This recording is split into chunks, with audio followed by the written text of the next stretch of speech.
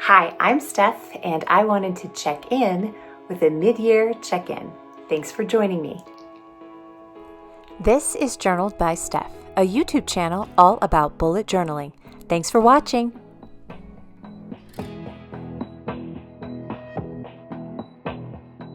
Last year, I did 10 words to describe the first half of the year, and I loved it.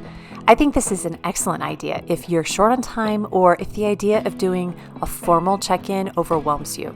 10 words, start and stop, great solution.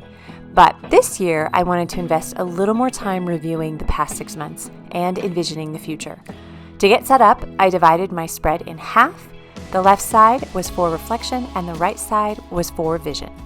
Let me pause here for a second and just point out that these two practices, reflection and envisioning, so reflect and vision, are huge for me. They're foundational in my journaling and planning practice. And I don't care what tools you use. I don't care if you use the Notes app on your phone. I don't care if you love like a specific type of yearly planner, or if you're a bullet journaler like I am. It makes zero difference what type of tool you're using. If you are using it to do a few core things, including reflecting and envisioning, then you are going to take that tool to the next level. So just my little tiny mini soapbox before we dive into how I'm doing those exact two things in this check-in. So let's open up the spread. If you're new, you'll notice that I use magazine collage heavily in my bullet journal style. I like it because it allows me to create colorful, visually evocative pages without having to be particularly good at art.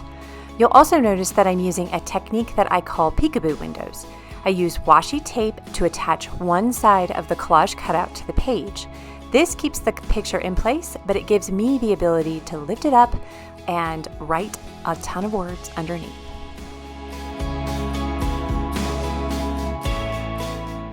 Let's get into the actual prompts. For the reflect side of the spread, I created 4 question boxes for myself. Here are the questions. 1, what am I most grateful for? What am I most proud of? What worked? And what's been challenging that I'd like to see change?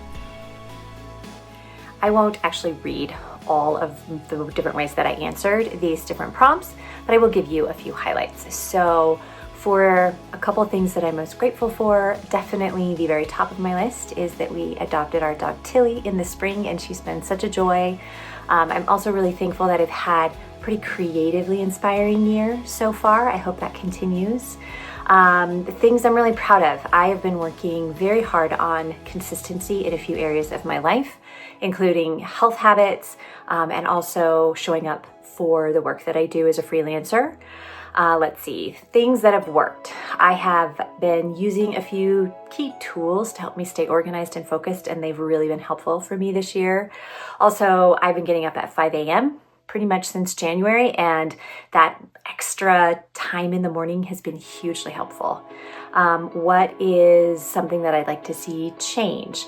I would like to see my kind of social capacity and connection to community go up. I would also like to have a little bit better balance between work and play. Don't we all? So those are a few of my highlights. Again, bullet points, keep it simple. This doesn't have to be like a college application essay of your life. Let's move on to how I did the vision spread. So basically, I pictured myself at the end of the year and asked myself, how do I want to feel in 5 areas? Financially, relationally, spiritually, mentally, and physically. I set up the section with 5 boxes for each of these categories, and I made my notes about how I wanted to feel. Again, I won't read through the whole thing for you because you probably would get pretty bored by it. But when I picture myself at the end of the year, a few things that I know for sure is I want to be able to look back and be proud of my fitness gains. And when I say gain, I mean mostly just that I showed up regularly.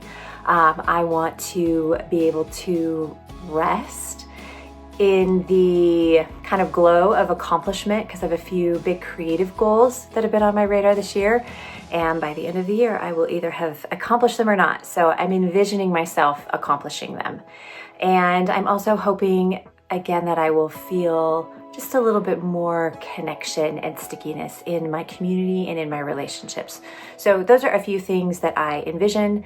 Of course, I don't know what life will bring. I don't know what kind of curveballs. I definitely know things will not go just smoothly and fully according to plan. But these things that I envision are simple enough that I think that they are not unreasonable to set an expectation and have hope. So that's my list.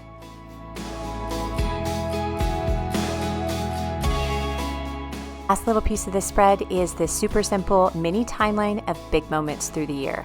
Again, if you're short on time, I think this is a great activity. Just draw a timeline and pick 3 to 5 top things that happened, super fun and quick.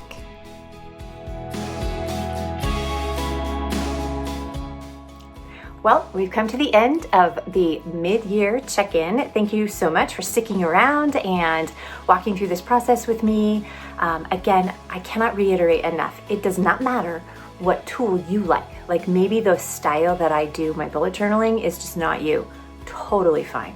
Whatever is you, whether that's digital note-taking, whether that's a planner that you love, whatever your favorite tools are, use them to reflect and use them to envision yourself in the future.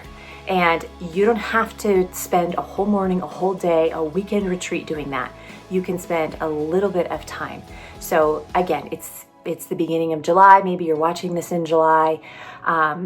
This is the perfect time to just pause briefly, think about where have I been, reflect, where am I going, vision, and make notes about what you see, what you feel, and what you want to feel. So that's my final encouragement to you. And thank you again for joining me. One final quick reminder, you can join me on a regular basis through my Journal with Steph newsletter. And that is a free newsletter, comes to your inbox. I share videos like this, usually before I post them to YouTube, so you're the first one to see them. And then I also share additional journaling projects that I don't always make videos for. I share about reflections. I share a little bit more of my digital journal in that space. So it's just great fun. Come join us. I'll put the link in the description of this video. Signing up is free and I'd love to welcome you. So thank you. Happy mid-year. I hope your reflections and your vision are encouraging, and I can't wait to talk to you again soon.